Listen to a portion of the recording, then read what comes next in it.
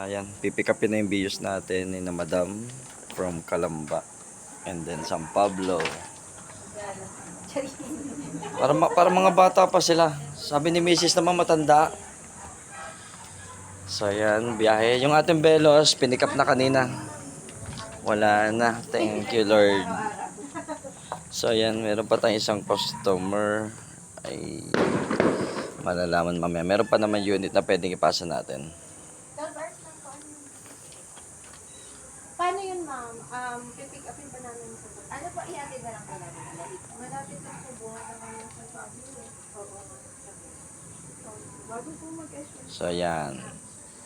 Yung mga gusto mamasyal dyan, na marunong mag-drive, na walang car, hindi pa makapag-atika, pwede kayo mag-rent. Nakagaya ng mga teenager natin, oh. Gusto lang nila mamasyal saan pa kayo mamamasyal? Sa Hong Kong? Hindi, joke lang. Pag daw nalipad, pwede. So, yan. Napakabait ng ating videos, walang pahinga. Kagabi lang po ito inuwi. Ah, gabi, madaling araw na. Ah, daling araw.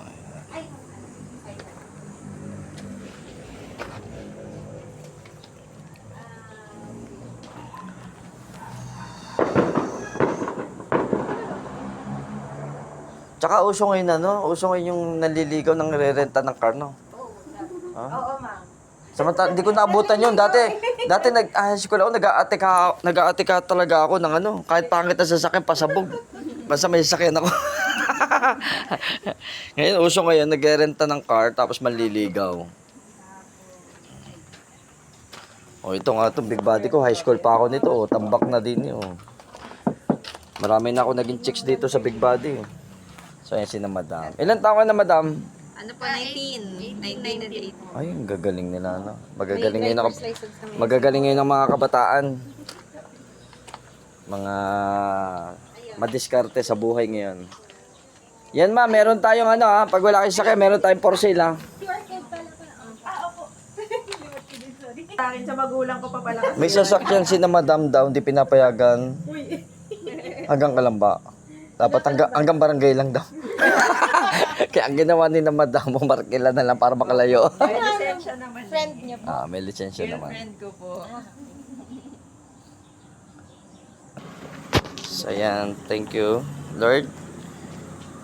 At sorry sa mga kasalanan na nagagawa. So ayan, thank you. Di po nyo ako binibigyan ng zero sa mga negosyo namin. Thank you sa mga clients namin, sa mga dadating pa. Thank you. So biyahe sila, mag-i-enjoy sila, magjowa. Tagaytay sila, mag-i-enjoy. Let's go. So yan, beam nyo lang ako yan. DC Garage. Okay.